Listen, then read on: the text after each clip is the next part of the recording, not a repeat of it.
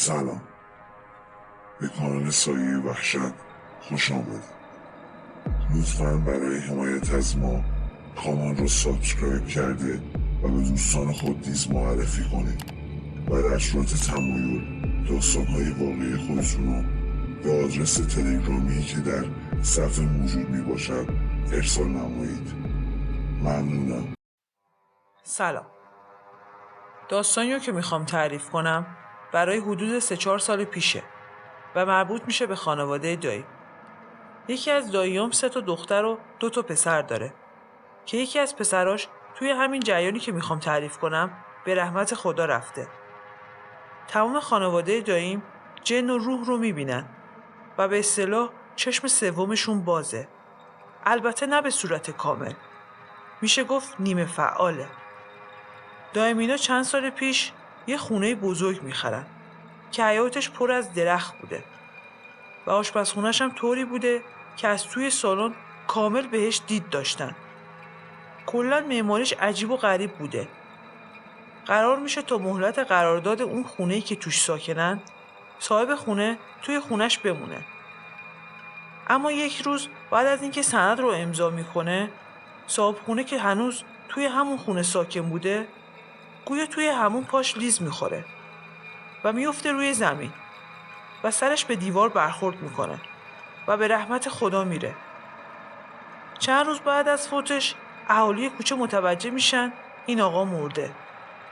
جنازه این بنده خدا توی خونه باد کرده بود و بوی تعفنش توی کل کوچه پیچیده بود. از اونجایی که خونهشون توی کوچه بنبست بوده و محله پرترددی هم هست، هر کس از جلوی در خونهشون رد می شده بوی تعفن رو حس می کرده. همسایه ها وقتی می بیدن مرد همسایه چند روزی خبری ازش نیست و از طرفی هم مرد پیری نبود و سر کار می رفته و هر روز از خونش بیرون می اومده نگرانش میشن. با خودشون میگن این مرد چند روزیه نیست، این هر روز از خونش می اومد بیرون و میرفت سر کار. خلاصه با چند تا همسایه از دیوار حیاط میرن بالا و در رو باز میکنن. مسیر برو میگیرن و میفهمن این بنده خدا توی همون فوت شده. همون موقع همسایه ها به پلیس زنگ میزنن و اونا هم میان و میبرنش. چند روز بعد معلوم میشه علت مرگ سر خوردن اون مرد و برخورد سرش با دیوار بوده. خلاصه بعد از پزشکی قانونی تشییع جنازش میکنن و تمام. ولی اصل داستان از اینجا تازه شروع میشه. بعد از فوت اون مرد دایمینا چند ماه بعدش به خونه جدید اسباب کشی میکنن. یعنی همون خونه‌ای که این مرد توش فوت شده. میگفتن 2-3 ماه اول همه چیز خوب بوده و مشکلی نبوده تا اینکه آزار و اذیت‌ها شروع شده. اینم بگم که اول آزار و اذیت‌ها از دختر دایی کوچیکم که اون موقع 21 ساله بوده شروع شده. این قسمت ماجرا رو از زبون دختر داییم میگم. هممون توی سالن خواب بودیم که یکی بغل گوشم اسممو صدا زد و نفسش رو قشنگ حس کردم که خورد به صورتم.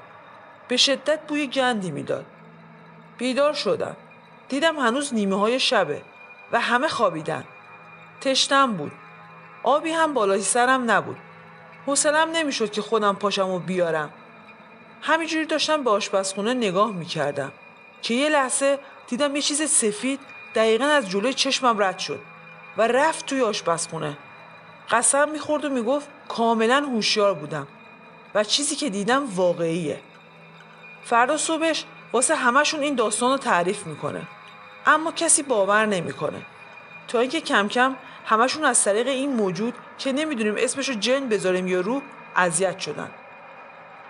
چون اتفاقات بدی براشون توی این خونه افتاده بود، همگی به این نتیجه رسیدن که این خونه نحسه و دیگه خسته شده بودن. تصمیم میگیرن برن پیش دعانویس و جریان رو از وقتی که صاحب خونه فوت شده تا آخرش برای دعانویس تعریف میکنن. دعانویس موکل داشته. به داییم میگه باید بیام خونتون رو ببینم. اون دعانویس فرداش میاد و خونه رو نگاه میکنه. به دایمینا میگه توی خونتون یه خانواده اجنه از نوع کافر زندگی میکنن. و اونان که اذیتتون میکنن و در واقع از ترس شما برای زنده موندنشون تغذیه میکنن. فکر میکنم این جریان از بعد از فوت اون صاحب خونه شروع شده، چون اینجوری که موکلم میگه صاحب خونه آدم بیدین و رفیق باز و الکلی بوده و همین پای این موجودات رو به این خونه باز کرده. فعلا من تا دعاها رو آماده کنم واسه اینکه انرژی منفی ازتون دور بشه، یه لیوان گلاب به همراه یه لیوان سرکه سفید و یه قاشق نمک رو بریزید توی آب پاش و به همه جای خونتون بپاشید تا انرژی منفی از بین بره. منتظر خبرم باشید.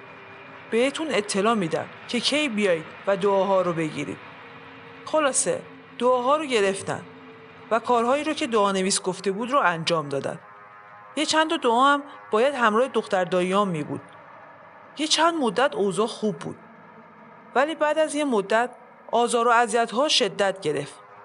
طوری بود که به وضوح می‌دیدن یه شبح توی خونه راه میره و از این اتاق به اون اتاق در حرکته. درها محکم به هم کوبیده میشن و وسیله‌ها گم میشدن و ظرف‌های آشپزخونه همگی یا وسط آشپزخونه بودن یا توسط اون موجودات شکسته میشدن و اتفاقاتی از این دست. خلاصه تو این خونه خیلی بدبیاری داشتن. حتی این نحسی باعث شد دختر دایی بزرگم از همسرش طلاق بگیره. اینو یادم رفت بهتون بگم. اون خونه به قدری بزرگ و جادار بود که دختر داییم به همراه همسرش و بچه‌هاش توی همون خونه زندگی می‌کردن. یکی از پسر دایی‌هام هم یه شب توی خواب سکته کرد و مرد، با اینکه 25 سال بیشتر نداشت. داییم هم کارشو از دست داد و کلی چیزهای دیگه. بعد 1-2 سال از این اتفاقها خونه‌شون رو کلاً عوض کردن و از اونجا اسباب کشی کردن. بعد از اون دیگه براشون اتفاق بدی نیفتاد و بدبیاری و نحسی هم ازشون دور شد.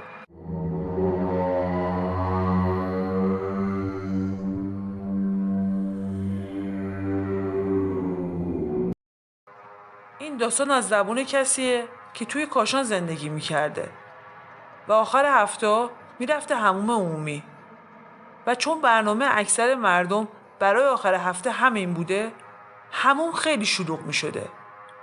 این آقا سعی میکرده تا شلوغ نشده تنها و خیلی زودتر از بقیه بره حموم و برگرده. بقیه ماجرا رو از زبون خودش نقل میکنم. اون روز هم مثل بقیه روزها انقدر زود رفته بودم حموم که در لاک حموم هنوز خواب بود و کل چراغای حموم هم خاموش بود. بهم تذکر داده بود که اگه اومدی منو بیدار نکن. منم خیلی آروم رفتم دنبال کارم. سریع رفتم لباسامو در آوردم و گذاشتمش توی کمد. وسایل حموممو برداشتم و رفتم توی حموم. ولی این سری دیدم یه آقای توی حموم داره خودشو میشوره. راستش اولش تعجب کردم. آخه من تا به حال کسی رو جز خودم توی اون ساعت توی حموم ندیده بودم. بهش سلام کردم و عافیت باشه‌ای گفتم. اون مرد هم جواب سلاممو داد. همینجوری که داشتم سرمو میشستم شروع کردم به صحبت کردن باهاش. اونم جوابمو میداد و به اصطلاح صحبتامون گل انداخته بود. توی همین بین ازش خواستم پشتم رو کیسه بکشه. ولی چون قدش کوتاه بود باید روی جایی می نشستم که دستش به پشتم برسه. ریشای تقریبا بلندی هم داشت. رفتم نشستم روی نیمکتی که توی حموم بود و اونم شروع کرد به کیسی کشیدن. همینجوری هم داشت حرف می زد. خیلی گرم صحبت شده بودیم که من سرمو خم کردم تا پشتمو راحت‌تر کیسه کنه. ولی یه دفعه چیزی رو دیدم که مو به تنم راست شد. همون چیزی که بقیه ازش حرف می زدن و من تا به حال به چشم ندیده بودم. اون موجود به جای پا سم داشت. همون لحظه عرق سردی روی بدنم نشست و بدنم شروع کرد به لرزیدن. اونم به هم گفت چرا می لرزی؟ بهش گفتم چیزی نیست. اینجا خیلی سرده. یهو لرز کردم. اصلاً به روی خودم نیاوردم. انگار که نه انگار فهمیدم اون یه جنه. من تمام این مدت داشتم با یه جن صحبت میکردم. توی دلم خودم رو لعنت میکردم که چرا همون اول به پاهاش دقت نکردم. اما من چه میدونستم باید به پاهای کسی که از در همون میاد تو نگاه کنم.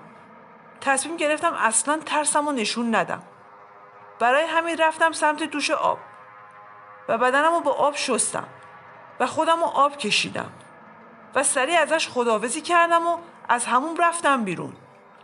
مثل همیشه پول رو گذاشتم روی میز همون و اومدم بیرون.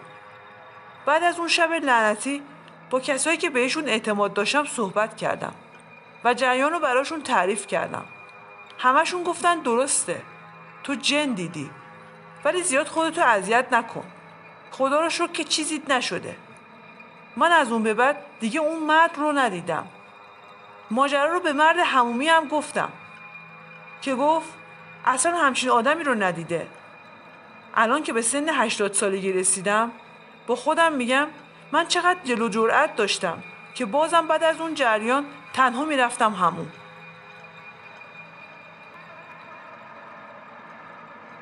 لطفاً با لایک و گذاشتن کامنت در بهتر دیده شدن کانال سایه وحشت از ما حمایت کنید.